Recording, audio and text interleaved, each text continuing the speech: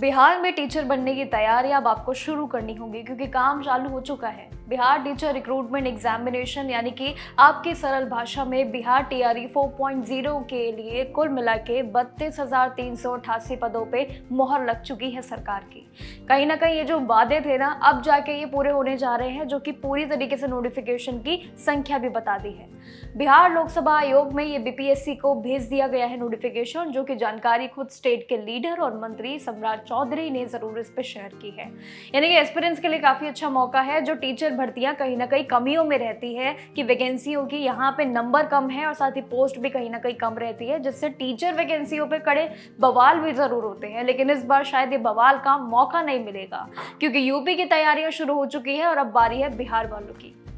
अगर पूरी बात पे ध्यान दे तो लेवल के कैटेगरी पे सबसे पहले मैं आती हूँ, जिसमें अलग अलग क्लासेस के लिए सीट्स का डिवाइडेशन किया गया है। यानी कि इस बार देखें तो अलग अलग डिवाइड तरीके से सीट्स को रखा है, जिसमें सबसे ज्यादा ध्यान देने वाली, सबसे अगर देखें गौर करने वाली तो सीनियर सेकेंडरी क्लास है, जिसपे सरकार ने बड़ा गौर किया है। प्राइमरी से लेके हायर सेकेंडरी तक सभी के लिए मौके अच्छे होंगे। पद की इस बार संख्या भी ठीक ठाक रखी है, लेकिन जहां पे कक्षा 1 से लेके 5वीं तक के प्राइमरी लेवल के लिए 3,847 कुछ पद शामिल रहेंगे, लेकिन वहीं पे बाकी के चरण अलग है। यानी कि कक्षा 6 से लेके 8वीं तक अपर प्राइमरी के लिए भी 8,563 पोस्ट इसमें शामिल है, यानी कि इसमें भी अच्छे खासे नंबर है। लेकिन वहीं कक्षा 9वीं से 10वीं के लिए जो सेकेंडरी क्लास में आते हैं, इनके लिए भी 3,877 पोस्ट शामिल की गई है। यानी वैकेंसियों की जो गणित है बहुत सही तरीके से इस बार रखी है। और सबसे ज्यादा 16,000 कुछ पद तो कक्षा 11वीं से 12वीं के यानी कि सीनियर सेकेंडरी के खाते में आते हैं, जिन टीचर्स के लिए मौका काफी अच्छा होगा इस साल।